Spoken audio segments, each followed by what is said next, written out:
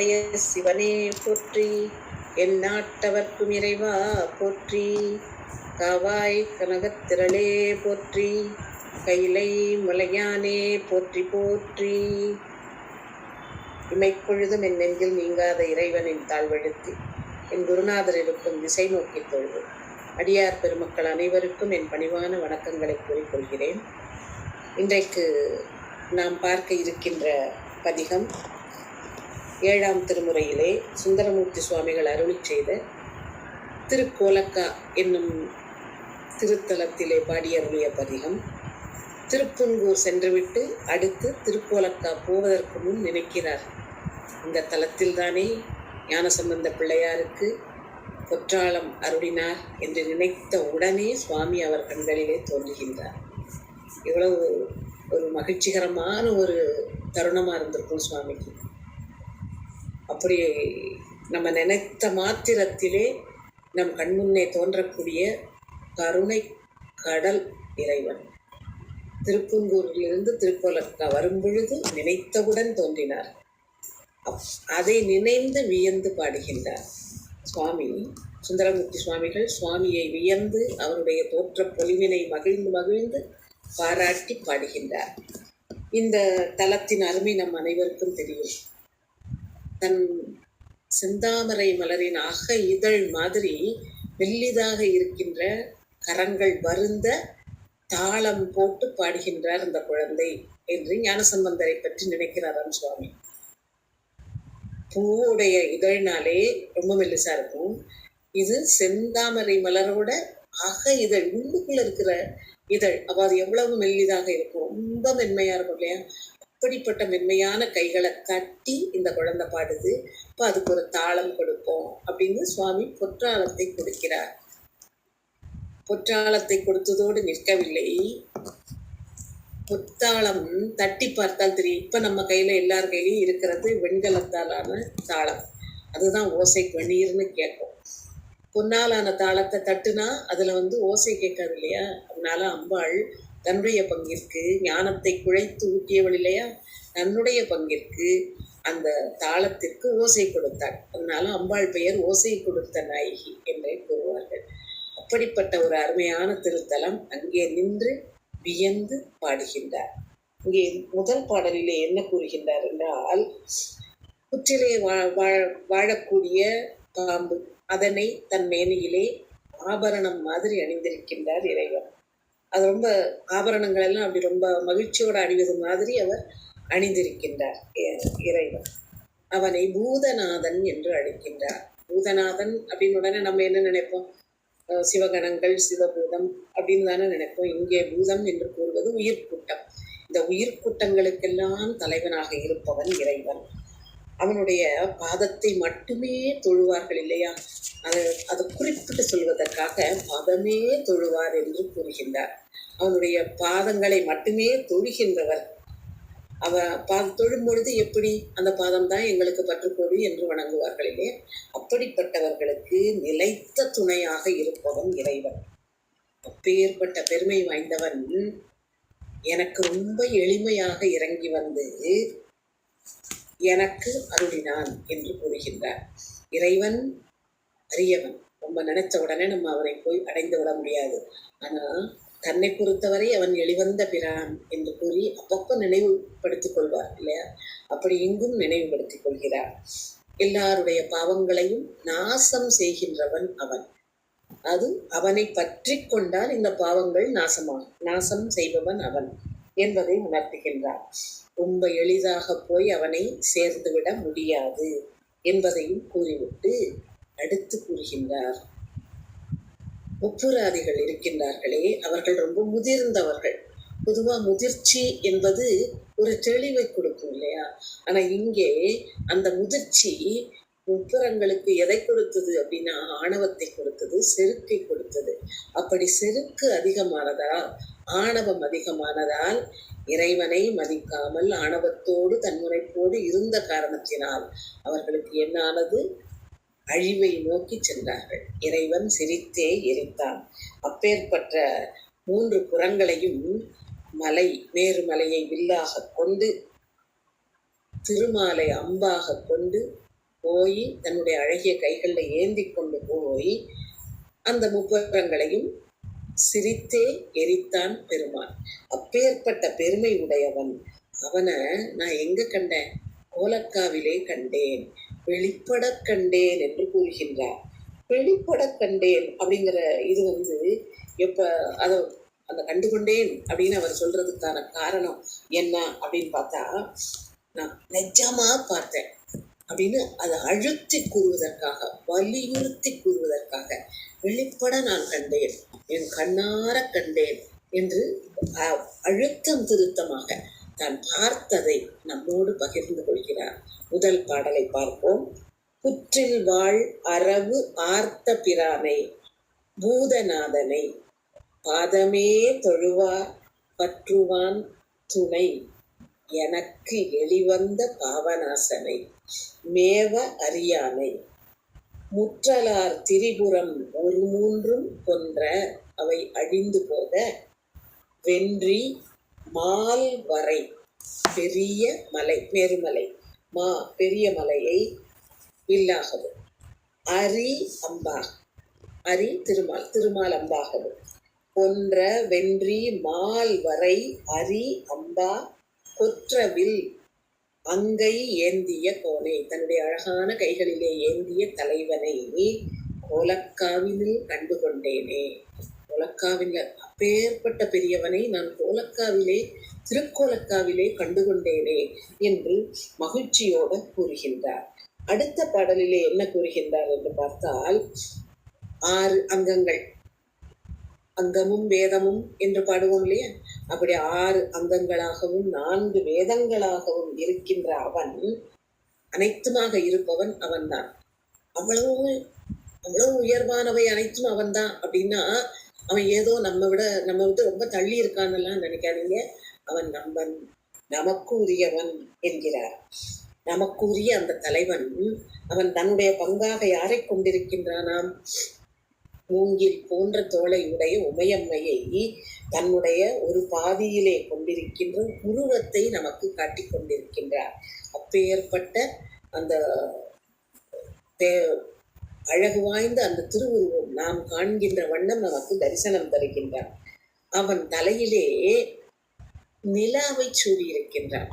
பொதுவாக நிலா அப்படிங்கோன்னு நம்ம தன்மதி அப்படிமோ இல்லையா, குளிர்ச்சி பொருந்திய நிலா அப்படிமோ. ஆனா இங்கே தழல்மதி என்று கூறுகின்றார். ஏன் தழல்மதி? தழல் அப்படின்ன உடனே நமக்கு நெருப்பு தானே ஞாபகத்துக்கு வரும். தழல் என்பதற்கு ஒளி என்றும் ஒரு பொருள் உண்டு. தழலும் மதி என்று கூறுகின்றார். அப்போ ஒளிர்ந்து கொண்டிருக்கின்ற மதி என்று பொருள். அப்படி ஒளிர்ந்து கொண்டிருக்கின்ற மதியை தன் சடையிலே சூடியிருக்கின்றார். அப்போ ரொம்ப கருணையே வடிவானவன் காட்டுவது அந்த சந்திரசேகரர் திருவுருவம். அதுக்கு அடுத்தாத்துல அவருடைய மரக்கருணையை நினைவு கூறுகின்றார்.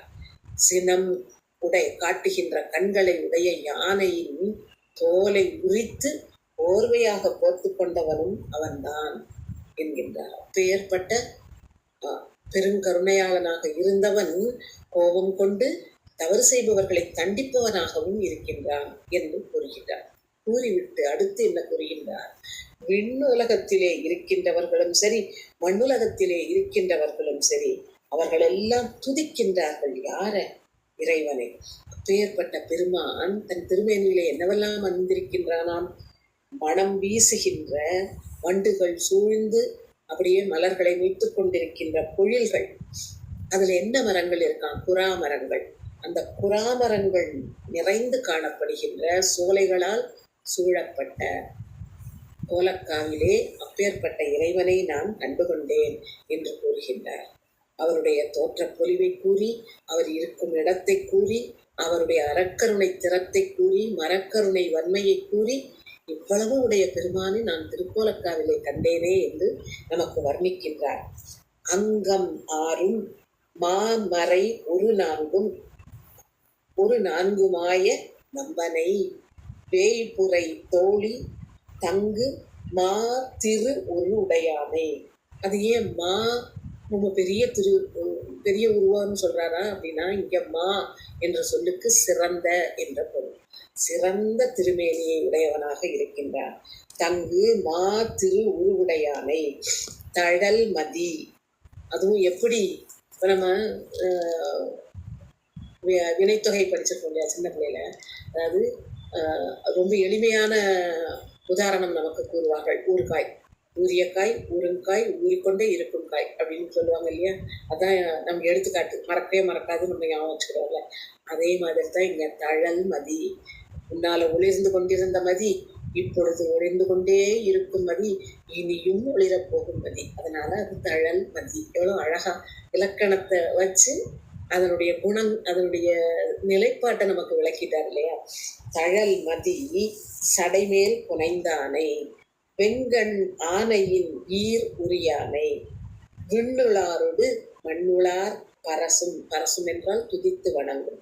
பரசும் கொங்குலாம் பொழிர் குறவெறி கமழும் கோலக்காவினில் கண்டு கொண்டேனே என்று இறைவனை தன் மனம் எப்படியெல்லாம் கண்டு மகிழ்ந்தது என்பதை இந்த 2வது பாடலின் மூலமும் நமக்கு விளக்குகின்றார்.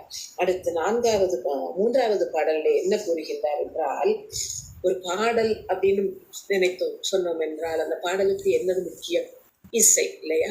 அப்படி அந்த இசையை அந்த பாடலிலிருந்து பிரித்து விட்டால் அந்த பாடல் அப்புறம் செய்யுளாயிரும் இல்லையா. செய்யுள் தான் அல்லது வரிகள் தான். அதனால பாட்டும் பாடலும் இசையும் எப்படி ஒன்றோடு ஒன்று இணைந்து இருக்கின்றதோ அது போல நமக்கெல்லாம் ஒன்றாக இருப்பவன், நம்மோடெல்லாம் ஒன்றாக இருப்பவன் அவன் என்று கூறுகின்றார். அடியார் பெருமக்கள் எல்லாரும் இருக்காங்க இல்லையா. அந்த அடியார் பெருமக்கள் அனைவரும் இறைவனை தேடி வணங்கி மகிழ்கின்றார்கள், அன்பு செலுத்துகின்றார்கள். இப்போ அந்த அன்புக்கு ஏதாவது பரிசு தர வேண்டும் இல்லையா. அதுக்கு என்ன தருகின்றானாம் இறைவன்? இன்பத்தை தருகின்றானாம். அன்பு, அதற்கு திருப்பியும் அவர் அன்பு செலுத்துவதன் மூலம் அந்த அன்பு இருப்பதன் காரணமாக இன்பத்தை தருகின்றார். அடியார்கள் தருகின்ற அன்புக்கு பயனாக இன்பத்தை தருகின்ற பெருமை உடையவன் இறைவன் என்று கூறுகின்றார்.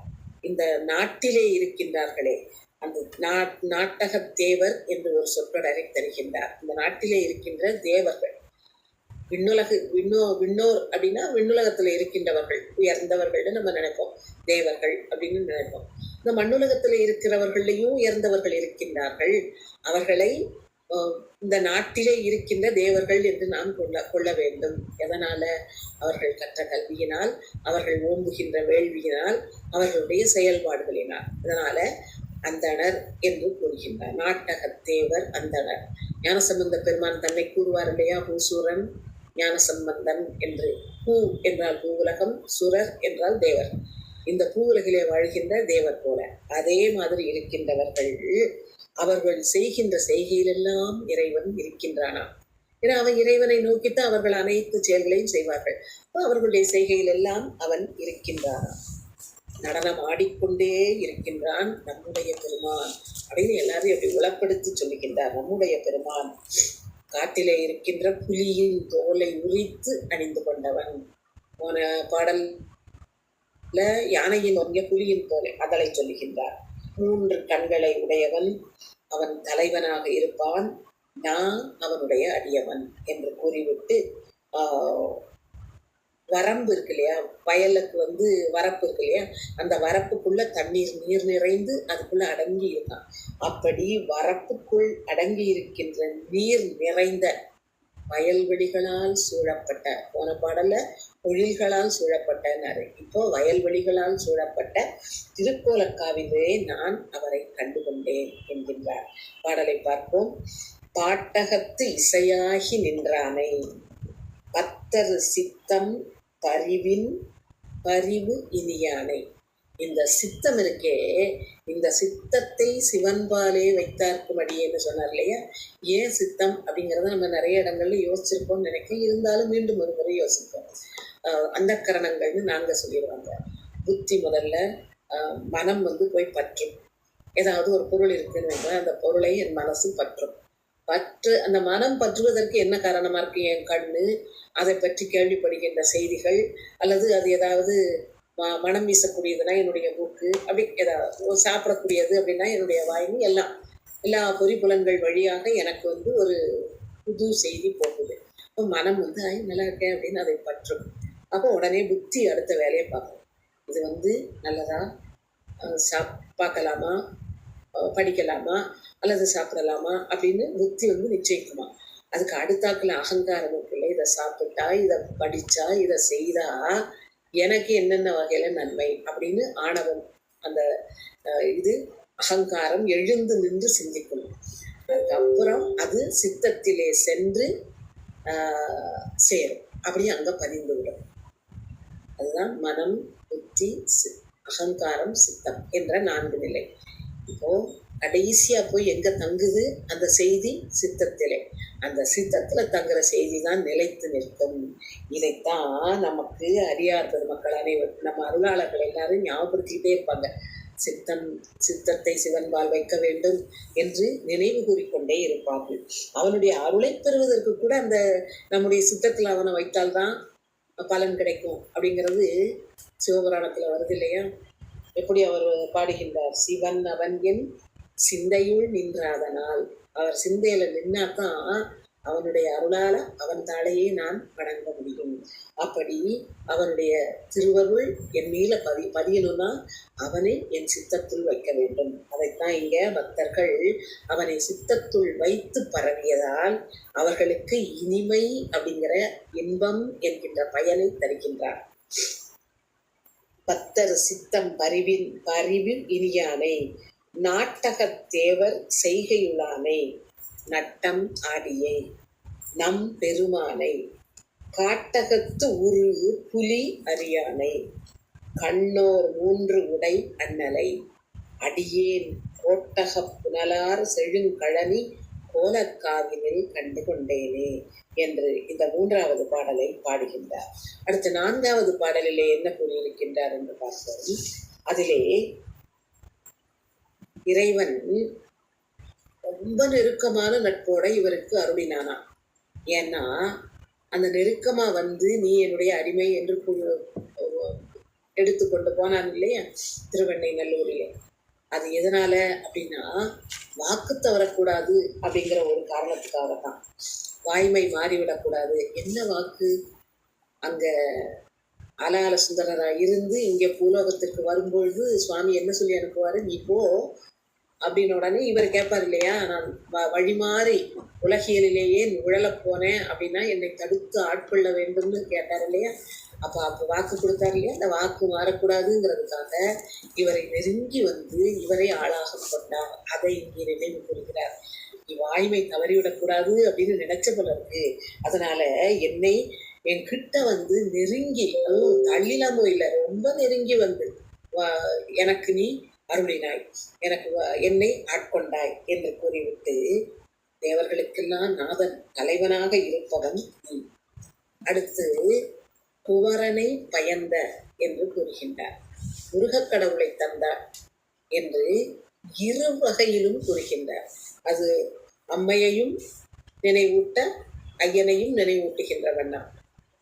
குமரனை பயந்தவர் நீங்கள்.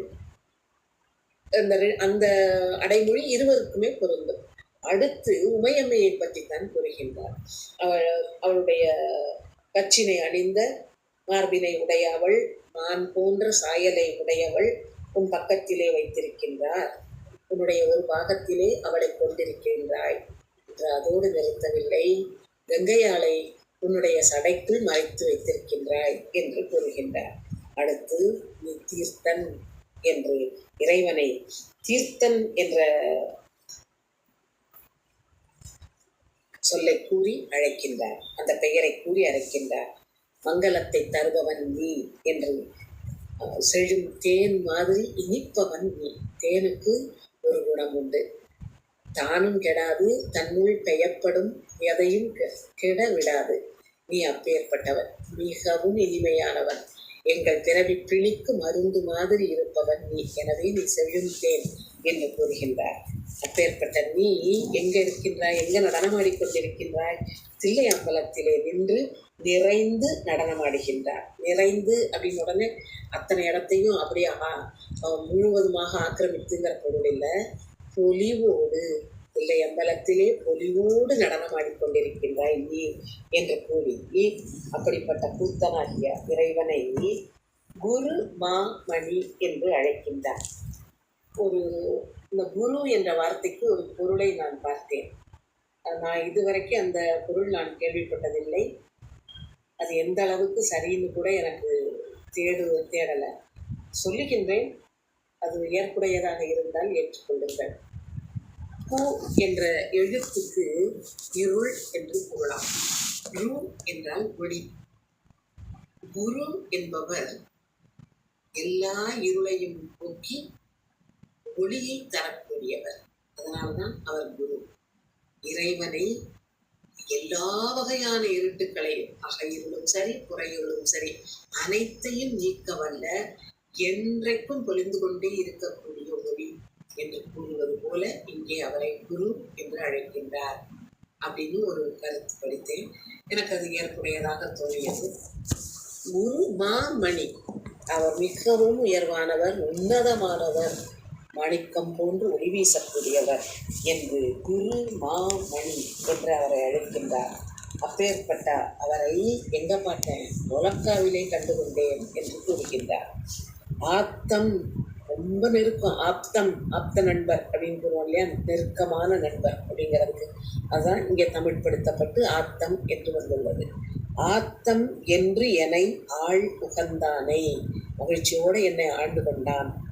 அமரர் நாதனை குமரனை பயந்த வார் தயங்கிய முலை மடமானை வைத்து வான்மிசை கங்கையை கறந்த தீர்த்தனை சிவனை செழுந்தேனை தில்லை அம்பலத்துள் நிறைந்து ஆடும் கூத்தனை குருமா மணி தன்னை கோலக்காவினில் கண்டு கொண்டேனே என்று மிக்க மகிழ்ச்சியோடு கூறுகின்றார். அடுத்த 5வது பாடலில் என்ன கூறுகின்றார்? திரும்பவும் தன்னை ஆட்கொண்ட அந்த செய்தியை நினைவூட்டுகின்றார். நீ அன்னைக்கு வந்து உரிமையோட எல்லாரும் முன்னாலும், அதாவது ஏதோ எனக்கு மட்டும் வந்து ரகசியமா எப்ப நீ எனக்கு அடிமை அப்படிலாம் வந்து சொல்லலை. ஊர்ல அத்தனை பேர் முன்னாலும், அதுவும் கல்யாண வீட்டுல இவ எவ்வளவு சொந்தக்காரங்க கூடியிருப்பாங்க, அப்படிப்பட்ட ஒரு கூட்டம் உள்ள இடத்துல வந்து நீ என்னை ஆட்கொண்டாய். அப்ப எப்படி ஆட்கொண்டாய்? ஆவணத்தை காட்டி என்னை நீ ஆட்கொண்டாய். எங்க? திருவெண்ணெய்நல்லூர்ல வச்சு என்னை நீ ஆட்கொண்டாய். அதை அவ்வளவு பெருமை வாய்ந்த இறைவன் நீ.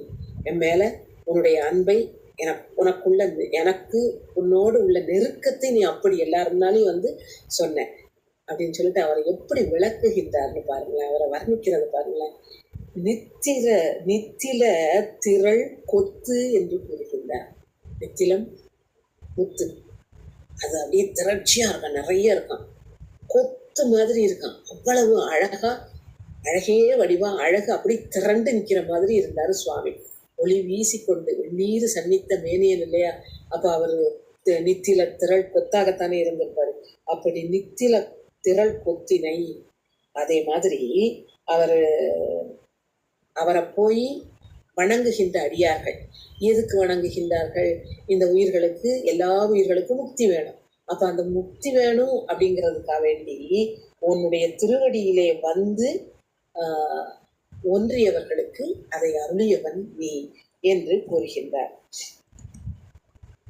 எல்லா தேவர்களுக்கும் பிரானாக இருப்பவரும் நீதான் என்று வியந்துவிட்டு, நல்ல உயர்ந்து பெருமை பெற்று இருந்த 3 புறங்கள் இருக்கின்றனவே, அந்த 3 புறங்களும் எரிந்து போகின்ற வண்ணம் சீறி ஒழித்தாய் நீ என்று கூறி, அப்படி அந்த நேரத்திலே உன் கையில என்ன வில்லு வச்சிருந்த?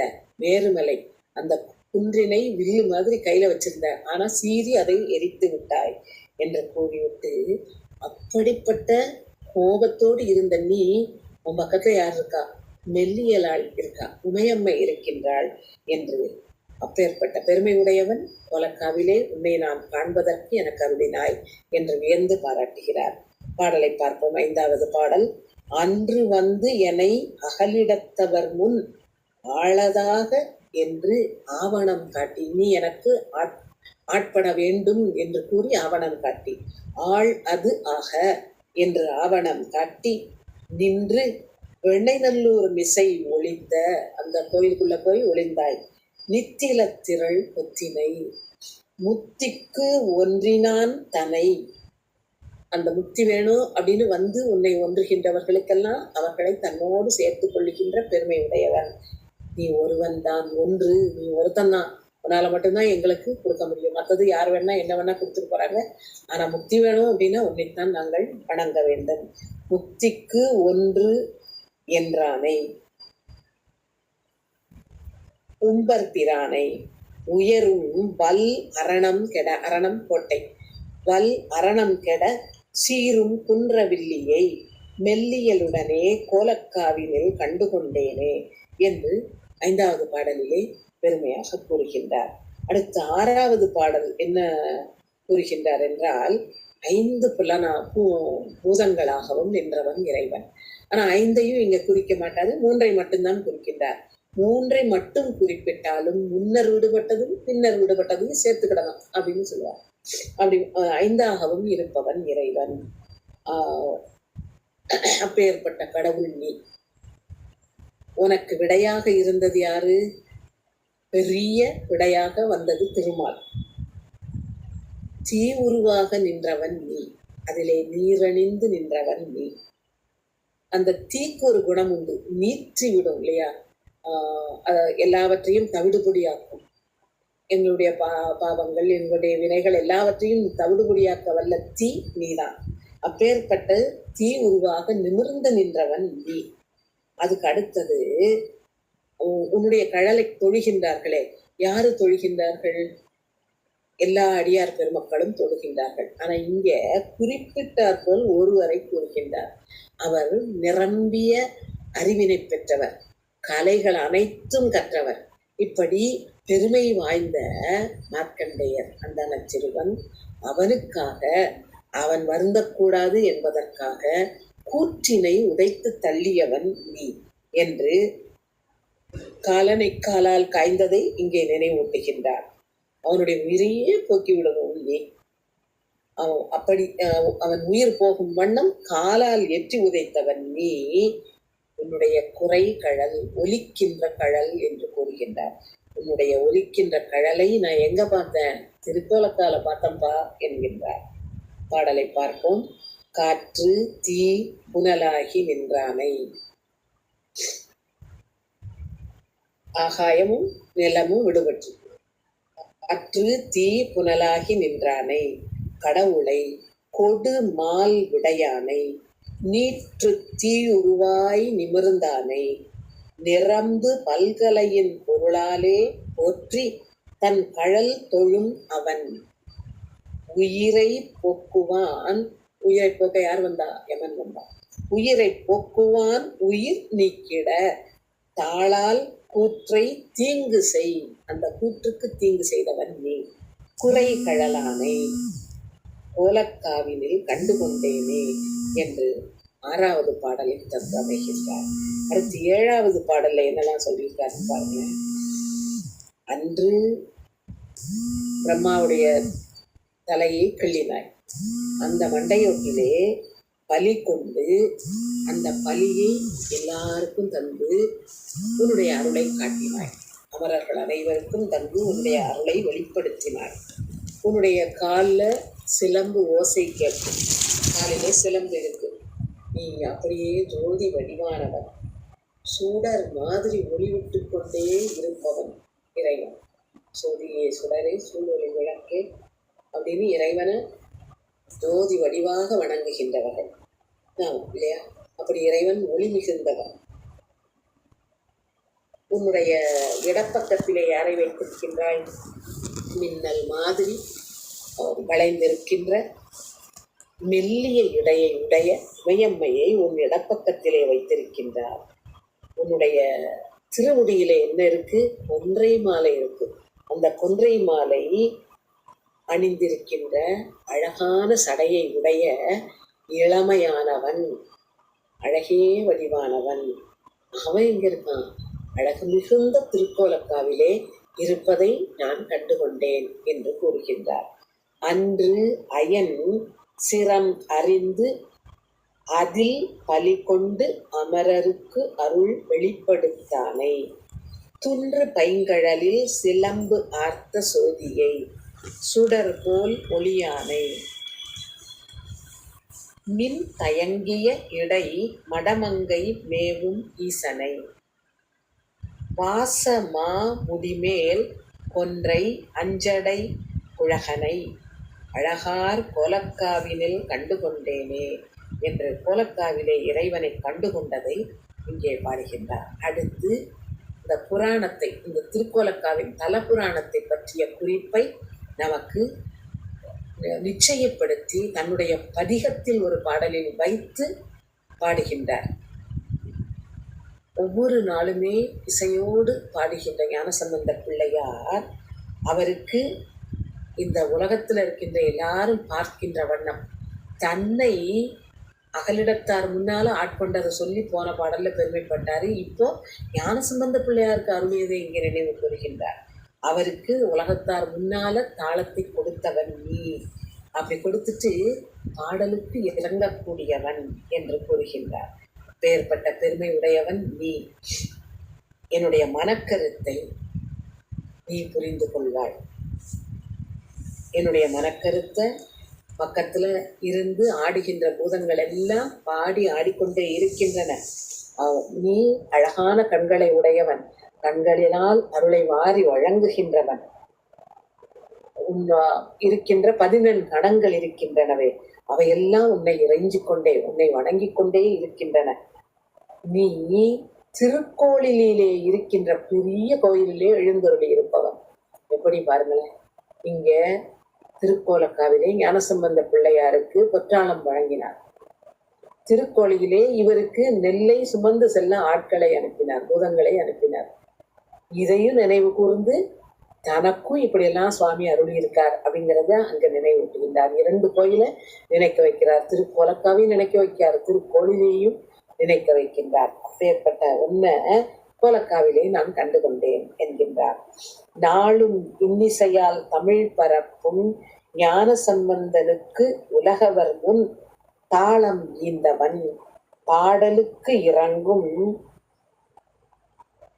தன்மையாளனை, என் மனக்கருத்தை ஆளும் பூதங்கள் பாட நின்று ஆடும் அங்கணன் தன்னை எண்கணம் இறைஞ்சும் கோளிலி பெருங்கோயில் உளானை கோலக்காவினில் கண்டுகொண்டேனே என்று கோளிலி பெருமானையும் நினைந்து கோலக்காவிலே இருக்கின்ற பெருமானையும் நினைந்து வணங்குகின்றார். அடுத்து 9வது பாடல்ல என்ன கூறுகின்றார் என்றால், பிரம்மனை பற்றி என் குறிப்பாங்க சொல்லியாச்சு. நான் இடையிடையே திருமாலை பற்றி சொல்லிக்கொண்டே வந்தார். இங்க பாருங்க, ராவணனை நினைக்கின்றார். அரக்கன் இருந்தானே, இலங்கை அரக்கன் ராவணன், அவனுடைய ஆற்றலை என்ன செய்தாய்? உன்னுடைய பெருவிரலால் ஊன்றி நெறித்து அழித்து விட்டாய். அவனுடைய ஆற்றலை, அவன் ஆற்றல் பூரம் போயிட்டு, ஆனா ஆற்றல் போனதுக்கு அப்புறம் தன்னுடைய தவறை உணர்ந்து என்ன செய்தான்?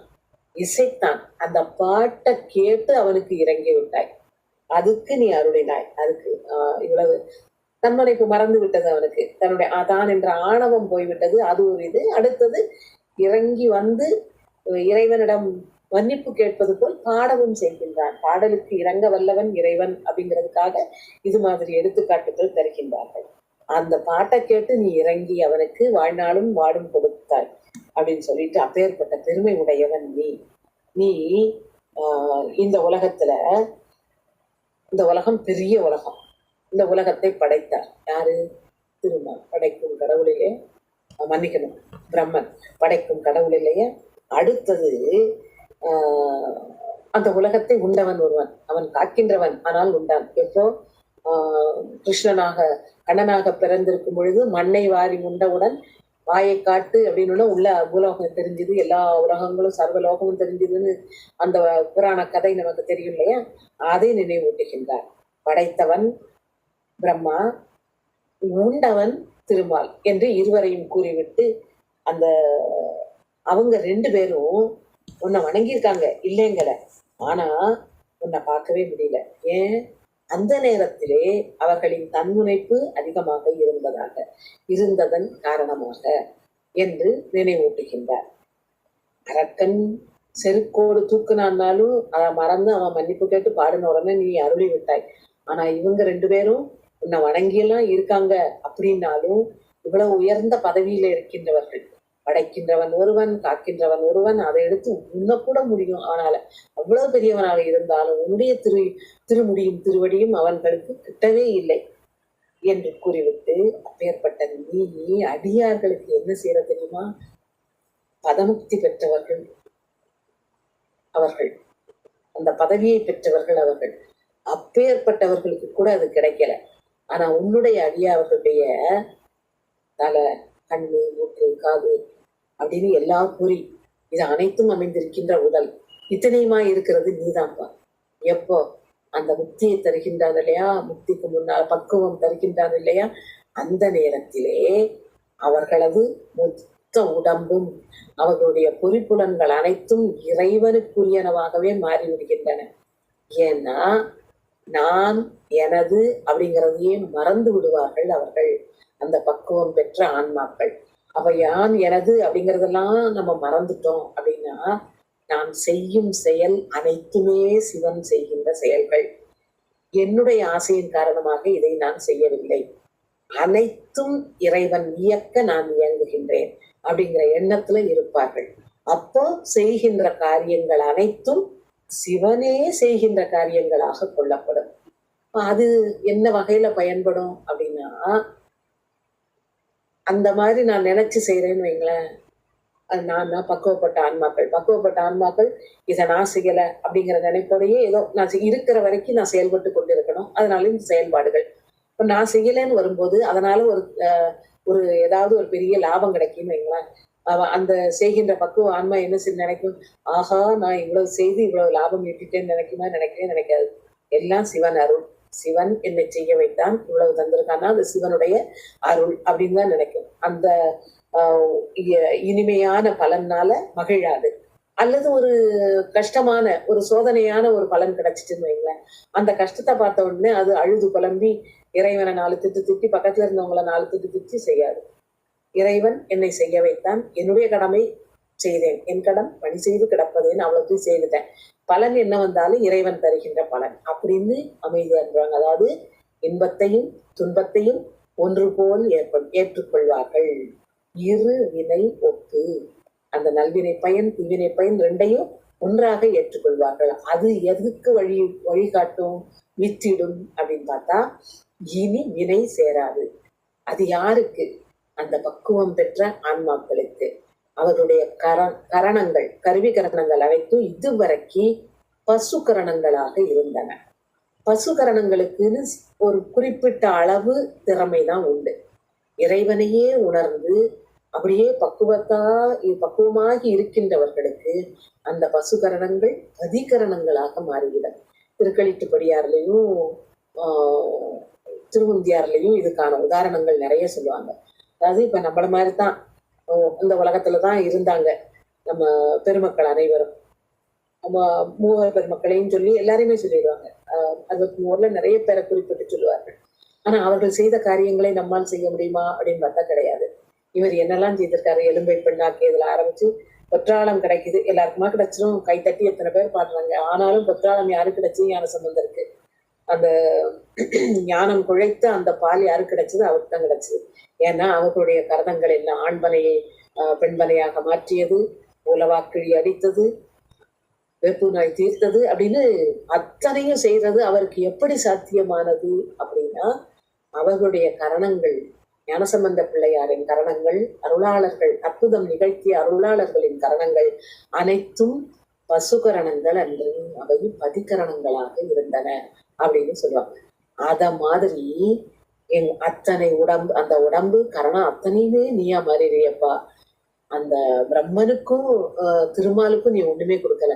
ஆனா உன்னை மனம் ஊட்டி தன்னை மறந்து அனைத்துமே நீ அப்படின்னு உன்னிடம் அடைக்கலம் புகுந்த அடியார்களுக்கு மொத்தமாக மாறுகின்றாயே அப்படின்னு இங்கே கூறிவிட்டு, அது மொத்தமாக மாறுறது மட்டும் இல்ல, அந்த தீவினைகளை எல்லாம் தீர்த்தவன் நீ என்று கூறுகின்றார்.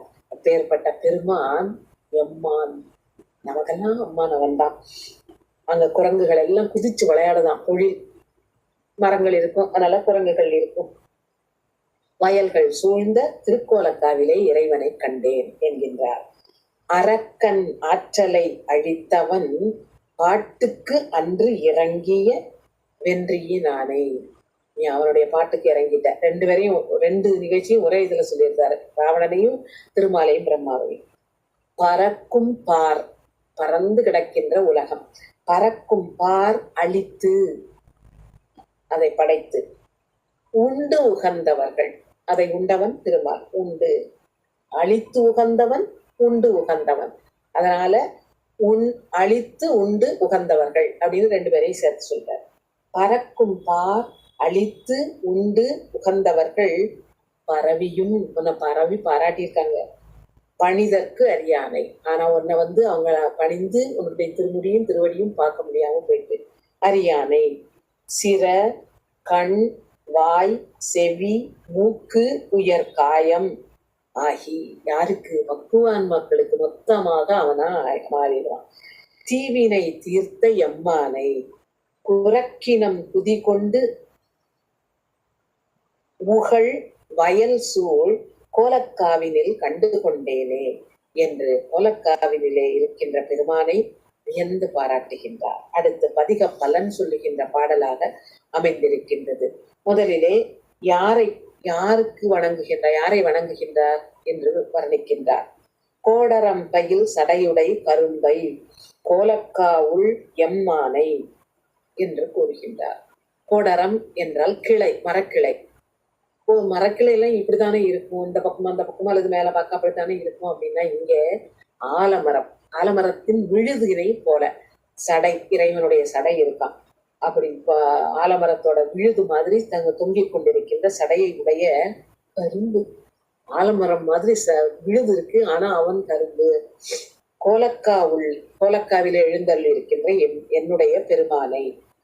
அவன் யார், எப்படி இருக்கின்றான் என்றால் உண்மையே வடிவாக மெய்யான அடியவர்கள், அதுவும் சாதாரண அடியவர்கள் இல்ல, தலைமுறை தலைமுறையாக உன்னுடைய அடியவர்களாக இருப்பவர்கள். அவர்கள் எல்லாம் உன்னை விரும்பி உன்னை பயின்று கொண்டே இருக்கின்றார்கள். சரி, அவர்கள் எல்லாம் உன்னை பயிலுகின்றார்கள். இந்த நாவல் ஆர்வூரன் இருக்கின்றேனே வந்தொண்டன், நானும் உன்னை நாடினேன். உன்னை கண்டு உன் முன் இறங்கி உன் முன்னாலே நின்று அவர்களெல்லாம் காட்டிய நெறி இருக்கின்றதே, நல்ல நெறி. அதாவது பழைய அடியார்கள் எல்லாம் காட்டிய நெறியிலேதான் நானும் நின்று பாடுகின்றேன். அப்படி அந்த நெறியிலே நின்று நான் பாடிய இந்த 10 பாடல்களை பாடிய மாந்தர், அந்த மாந்தர்கள்லாம் இருக்காங்களே, அவங்களுக்கு என்ன கிடைக்கும் அப்படின்னா, காட்டினையே அரங்கமாக கொண்டு நடனமாடிய பெருமான் இருக்கானே, அவன் அருகிலே செல்லுகின்ற கதி, அவன் திருவடிக்கு அருகே செல்லுகின்ற கதி கிடைக்கும், நற்கதி கிடைக்கும். சரி, நற்கதி கிடைக்கும், ரொம்ப சந்தோஷம். அதுதான் எல்லாருக்கும் தேவை. அது மட்டும் இல்ல, பதி அவர்க்கு அதுவே. இனி அவர்களுக்கு வேற எந்த ஊரும் கிடையாது. அது எப்படி நாம மதமுக்தி அடைந்தவர்கள் அந்த அளவுக்கு முக்தி பெற்ற, முக்தியிலே அந்த பக்குவத்திலே உயர்ந்திருந்தா கூட ஏதாவது தவறின் காரணமாக திரும்ப கீழிறங்கி வருவதற்கான வாய்ப்பு இருக்கின்றது.